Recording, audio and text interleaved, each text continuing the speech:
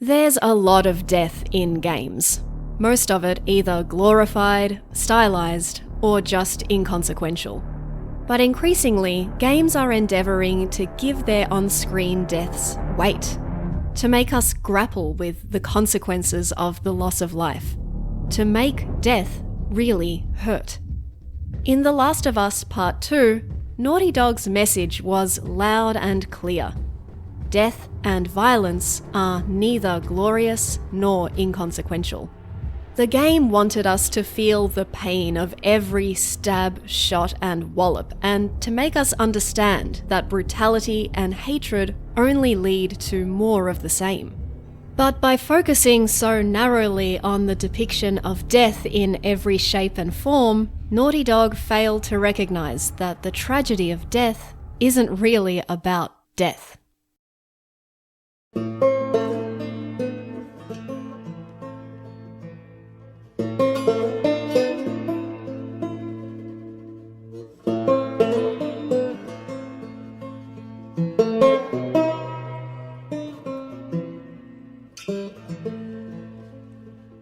The Last of Us 2's unwavering focus on death can be seen in the game's mechanics, which allow for no other option but brutal slaughter at every turn.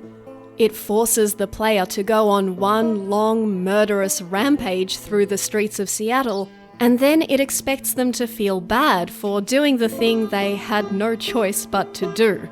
This actually undermines the game's core message. It says that violence is wrong, but it gives the player no alternative or choice, thus reinforcing the message that violence is actually the only option. Drenching a game in blood and bullets isn't a particularly brave or interesting design choice either.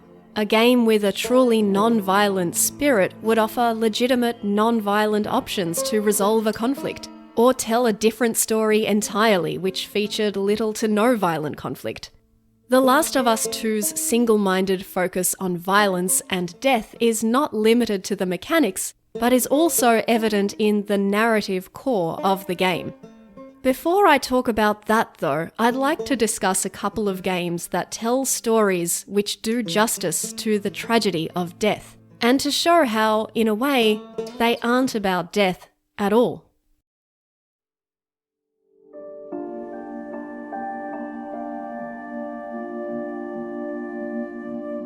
What Remains of Edith Finch is the story of a family ravaged by a string of untimely deaths that the player has to play through. Yet it is remarkably restrained in how it depicts each family member's passing. Some of the deaths are not even shown. As Molly dies by poisoning in her bed, we spend her final moments journeying through her fanciful dreams. The death of child star Barbara is left mysterious. What we are shown instead is the portrait of a struggling actress desperate to hold on to her fame and success. Milton simply disappeared one day, and so he isn't shown in the game at all. Yet these deaths are no less tragic for having not been explicitly depicted. Rather than simply being shown death after death, each little vignette reveals glimpses of the moments that made up each person's life. And their bedrooms act as time capsules, showing us more about what that person was like. Little Calvin wanted to be an astronaut. Gus disapproved of his dad's remarriage. Gregory adored his bubbles and toys. And Sam loved to hunt, even though his daughter didn't. The two saddest stories are those of Lewis and Walter. Lewis's suicide is the culmination of a slow and pathological dissociation from the pain of life, and Walter spends 30 lonely years in a bunker, hiding from the family curse. The tragedy of their stories is not that they died, but that they couldn't find a way to fully live. Hellblade: Senua's Sacrifice is the harrowing story of a woman who travels to the mythical realm of Hell to retrieve her dead lover's soul. She must fight through a landscape full of monstrous beasts and is forced to relive painful memories from her past, such as abuse at the hands of her fanatical father, and being vilified by her community for her mental illness. All the while, she is dogged by incessant voices whispering that her journey is pointless and that she'll never succeed. Although she is brought to the brink of despair many times, her love for Dillian drives her to push on through nightmarish landscapes and terrifying visions of the past. Like The Last of Us 2, it's a story that begins with the murder of a loved one, has a bleak atmosphere, and depicts a life marked by tragedy. But like Edith Finch, the focus of this game is not death. It's Senua's battle to fight her way back to life for herself and her partner. It's a story about overcoming the traumas of the past and the voices in your head that tell you to just give up. Senua's desperate struggle to not let herself be consumed by her inner demons is an ever-present beacon of hope that the player can connect to. Despite its grim subject matter, the message of this game shines through. No matter how bad things get, life is worth fighting for. Edith Finch and Hellblade are both somber stories that depict the tragedy of death. However, the centre of both narratives is not death, but life. Edith Finch is far less concerned with the circumstances of the family members' deaths than with their lives, their quirks, and their dreams.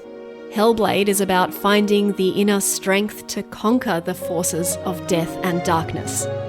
In their depiction of life as something precious and valuable, both games convey the tragedy of death effectively, because they give us a clear sense of what could be or has been lost.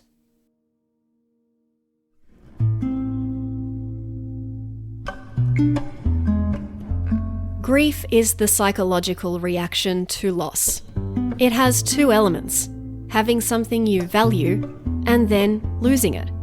To make the audience feel the tragedy of death, you have to show them the value of life. Otherwise, well, you get a string of meaningless deaths that don't feel impactful. The Last of Us 2 has become infamous and controversial for its relentless bleakness. It is unforgivingly brutal in its depiction of its characters doing horrific things and becoming monsters in their quests for revenge. Ellie and Abby each get one nice flashback to their girlhoods, and the rest is pretty much 25 hours of stabbing, bludgeoning, impaling, shooting, and exploding.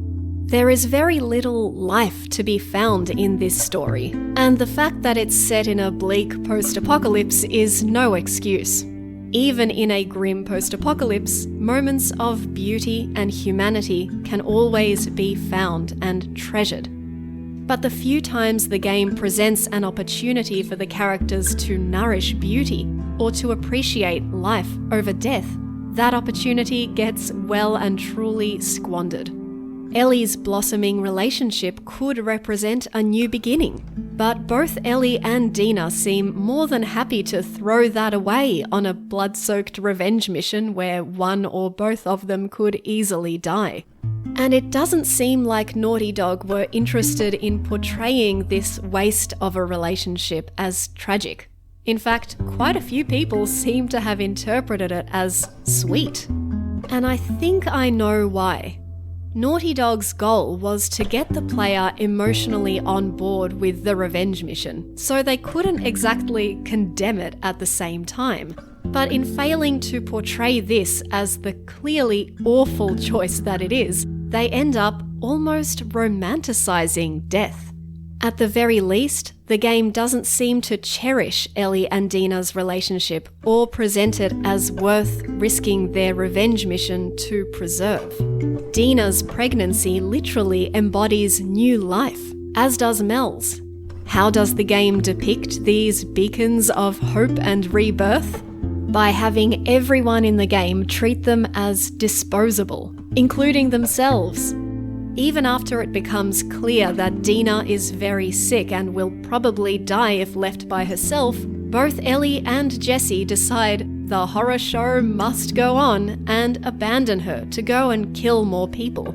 and Dina never even makes a peep about it. Mel isn't about to let the gift of life stop her from needlessly going on a dangerous mission and nearly dying, and nobody else seems terribly interested in stopping her, including the father. This game doesn't value life because none of its characters seem to value life very much, for themselves or their loved ones.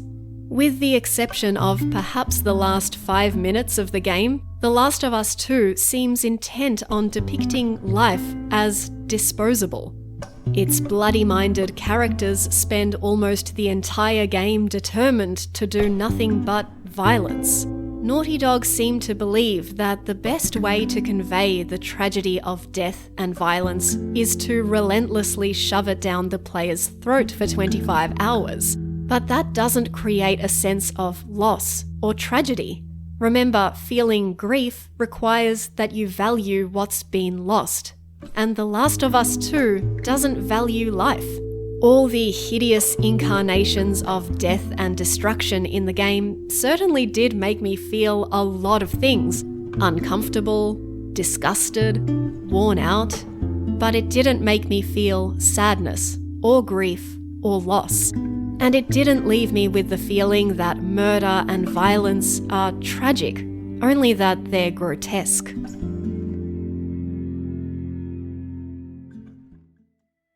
Grief and loss aren't about death. They're about life. We need to value life in order to feel grief when it's taken away. Whereas Edith Finch and Hellblade poignantly depict the tragedy of death by focusing on the preciousness of life, The Last of Us 2 is a game obsessed with death. And in my opinion, it doesn't succeed in depicting the tragedy of lost life because it doesn't particularly show much regard for life. In a medium that far too often glorifies death, games that carry a life-affirming message are few and far between. And if we want more games like this, developers might want to focus less on the awfulness of death and more on the beauty of life. If you enjoyed this video, please don't forget to hit the like button and subscribe for more. And now it's over to you. Did you connect with The Last of Us 2 or not? What's the most tragic and or life-affirming game you've ever played and why? Leave your comments. I'd like to thank my beautiful patrons, and I'd really appreciate it if you could throw me a few dollars over on Patreon so I can make better quality content for you. See you next time.